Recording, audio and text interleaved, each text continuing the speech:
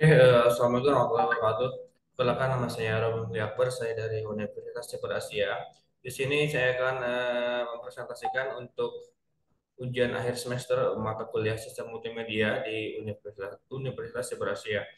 Itu di sini saya membuat sebuah makalah tentang sistem multimedia di bidang pendidikan. Oke, kita mulai. Pendahuluan, perkembangan pesat teknologi informasi dan komunikasi telah membuat landscape pendidikan dengan sistem multimedia muncul sebagai alat potensial untuk menekan proses belajar mengajar. Kehadiran multimedia menawarkan cara baru yang lebih interaktif dan menarik dalam menyampaikan pengetahuan didorong oleh kebutuhan akan lingkungan belajar yang dinamis dan efektif. Faktor-faktor seperti keterjangkauan teknologi, tren e-learning, dan dampak pandemi COVID-19 telah mempercepat adopsi sistem multimedia dalam pendidikan. Meskipun menjadikan implementasi ini menghadapi tantangan seperti kebutuhan investasi besar, pelatihan tenaga pendidik, dan kekhawatiran akan ketergantungan teknologi. Oleh karena itu, diperlukan pendekatan yang seimbang dan terencana dalam mengintegrasikan sistem multimedia ke dalam lingkungan pendidikan untuk memaksimalkan manfaatnya sampai meminimalkan potensi dampak negatif. Rumusan masalahnya yang pertama yaitu bagaimana multimedia meningkatkan efektivitas belajar. Yang kedua, apa tantangan dalam integrasi multimedia. Dan yang ketiga adalah bagaimana mencapai keseimbangan antara multimedia dan interaksi manusia. Tujuannya adalah yang pertama untuk menganalisis efektivitas multimedia dalam pendidikan. Yang kedua, mengidentifikasi tantangan dan peluang implementasi. Yang ketiga, mengevaluasi dampak multimedia terhadap metode pengajaran. Manfaatnya memberikan wawasan tentang potensi dan dampak sistem multimedia dalam meningkatkan kualitas pendidikan. Yang kedua, mengidentifikasi tantangan dan peluang dan dalam penerapan sistem multimedia di bidang pendidikan. Dan yang ketiga adalah analisis komprehensif tentang tren terkini dalam penggunaan multimedia untuk pendidikan. Alasan teorinya itu implementasi sistem multimedia dalam pendidikan telah menjadi fokus penelitian penting dalam beberapa dekade terakhir, didorong oleh perkembangan teknologi informasi dan komunikasi. Penelitian oleh Clark dan Mayer 2016 dan Schweller 2005 menunjukkan bahwa multimedia dapat meningkatkan motivasi siswa, pemahaman konsep, dan efisiensi pembelajaran. Teori kecerdasan majemuk Gardner 2010 menekankan pentingnya mengakomodasi berbagai gaya belajar yang dapat difasilitasi oleh sistem multimedia. Perkembangan teknologi yang semakin terjangkau, seperti yang dibahas Ali pada tahun 2019, telah memperluas integrasi multimedia dalam pendidikan, trade learning, dan pendidikan jarak jauh yang dipercepat oleh pandemi COVID-19. Semakin mendorong adopsi sistem multimedia, namun implementasi ini juga menghadapi tantangan seperti kebutuhan investasi besar, pelatihan tenaga pendidik, dan kekhawatiran akan ketergantungan teknologi seperti yang diungkapkan oleh Turkel pada tahun 2012. Meskipun demikian, sistem multimedia tetap menjadi komponen kunci dalam transformasi pendidikan modern, menawarkan solusi untuk meningkatkan kualitas dan aksesibilitas pembelajaran di era digital. Metode penelitian yaitu makalah ini menggunakan metode pendekatan studi literatur. Proses dimulai dengan identifikasi dan mengumpulkan sumber-sumber ilmiah yang relevan dan terkini seperti jurnal akademik, buku teks, dan laporan penelitian. Selanjutnya, lakukan analisis mendalam terhadap literatur terpilih, mencakup identifikasi tren, evaluasi efektivitas, dan eksplorasi tantangan dalam implementasi sistem multimedia di pendidikan. Temuan dari berbagai sumber kemudian dibandingkan dan diintegrasikan untuk memperoleh pemahaman komprehensif. Hasil analisis disusun secara sistematis untuk menyajikan gambaran yang jelas tentang state of the art implementasi sistem multimedia dalam pendidikan. Penelitian ini bertujuan memberikan wawasan mendalam dan terkini tentang potensi, tantangan, dan praktik terbaik dalam penggunaan sistem multimedia untuk menekan kualitas efektivitas di pendidikan. Peran sistem multimedia telah menjadi komponen krusial dalam pendidikan modern. Informasi, cara informasi disampaikan dan dipahami. Perannya mencakup peningkatan engagement siswa, akomodasi berbagai gaya belajar, fasilitasi pembelajaran mandiri, dan pengayaan metode instruksional guru. Sistem ini sangat bermanfaat dalam pendidikan jarak jauh dan e-learning, terutama selama situasi pandemi seperti COVID-19. Meskipun demikian, implementasinya menghadapi tantangan seperti kebutuhan investasi infrastruktur dan kekhawatiran akan ketergantungan berlebihan pada teknologi. Secara keseluruhan, sistem multimedia berperan penting dalam memodernisasi dan meningkatkan kualitas pendidikan. Namun penggunaannya harus seimbang dengan metode pengajaran tradisional untuk memaksimalkan manfaat dan meminimalkan potensi dampak negatif. Tantangan integrasi sistem multimedia dalam pendidikan menghadirkan beragam tantangan yang perlu diatasi. Infrastruktur teknologi menjadi kendala utama, terutama di daerah terpencil. Dengan keterbatasan anggaran untuk perangkat keras, perangkat lunak, dan koneksi internet yang memadai, kompetensi dan kesiapan tenaga pendidik juga menjadi isu krusial. Memerlukan program pelatihan berkelanjutan untuk mengatasi kesulitan adopsi teknologi dan resistensi terhadap perubahan. Pengembangan konten multimedia berkualitas yang sesuai kurikulum membutuhkan keahlian khusus dan investasi waktu signifikan. Aspek pedagogi perlu disesuaikan melibatkan pengembangan strategi baru dalam desain instruksional dan manajemen kelas berbasis teknologi. Keamanan dan privasi data menjadi perhatian penting. Sering meningkatnya penggunaan sistem online, selain itu terdapat kekhawatiran tentang dampak sosial dan psikologis dari penggunaan intensif teknologi multimedia, termasuk potensi buat kurangnya keterampilan manusia dan risiko kecanduan teknologi.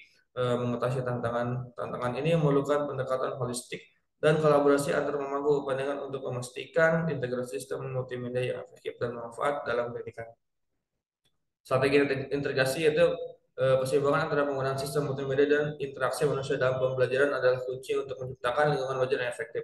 Sistem multimedia memperkaya pengalaman belajar dengan menjadikan informasi dalam berbagai bentuk. Namun interaksi manusia tetap memiliki peran vital untuk mencapai keseimbangan optimal. Kurikulum merancang strategi yang mengintegrasikan multimedia secara tepat tanpa mengesampingkan interaksi langsung. Multimedia sebaiknya berfungsi sebagai alat bantu, bukan pengganti peran guru. Pendekatan fleksibel dan personalisasi diperlukan untuk mengakomodasi karakteristik individu siswa dalam menentukan proporsi penggunaan multimedia dan interaksi manusia. Evaluasi berkala setiap terhadap efektivitas penggunaan multimedia dan kualitas interaksi manusia juga penting untuk menyesuaikan strategi pembelajaran secara berkelanjutan. Dengan pendekatan yang cermat dan terus berbauri, keseimbangan antara sistem multimedia dan interaksi manusia dapat mengoptimalkan proses pembelajaran dan meningkatkan hasil belajar siswa. Itu adalah produk sistem multimedia di bidang pendidikan. Yang pertama ada FET, Interactive Simulation. Yang kedua ada Edfagel. Yang ketiga ada Canva. Dan yang keempat ada Duolingo. Untuk FET, Interactive Simulation, yaitu sebuah website untuk memungkinkan siswa melakukan eksperimen virtual dalam lingkungan yang aman dan terkontrol, terutama berguna untuk pembelajaran sains dan teknik. Contohnya, kita bisa lihat, ini adalah website FET Simulation, dan ini adalah halaman utamanya, yaitu menampilkan sebuah banyak seperti simulasi tentang ada fisika, chemistry, matematika, art atau science, biologi, dan semacamnya. Kita coba yang fisika, kita play di sini. Di sini website akan mengarahkan untuk ke virtualnya. Coba putar kecepatannya dengan kecepatan 1 rpm.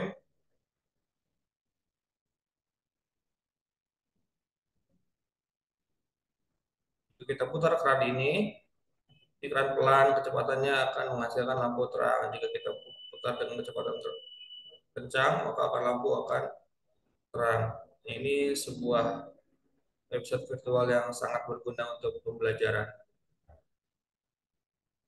Ya, selanjutnya yaitu Edfagel. Edfagel adalah platform pembelajaran yang memungkinkan guru untuk membuat video interaktif dengan menambahkan pertanyaan, catatan, dan komentar pada video. Dengan menggunakan video dari berbagai sumber termasuk YouTube, guru dapat menyesuaikan konten sesuai kebutuhan kelas. Edfagel juga menyediakan analisis kritis siswa seperti waktu tonton dan jawaban atas pertanyaan, serta integrasi dengan Learning Management System atau LMS seperti Google Classroom. Contoh Edfagel yaitu websitenya seperti ini. Di sini menampilkan banyak video tentang pembelajaran, baik baik dari umur 1 tahun hingga dewasa. Kita contoh play satu video di sini. Nah, website adalah Edfagel dan dia ngarahkan ke YouTube, dan di sini semuanya adalah tentang pembelajaran untuk eh, tergantung usia. Jadi di sini bisa disesuaikan usia. Ini saya contoh usia 1 sampai 3 tahun.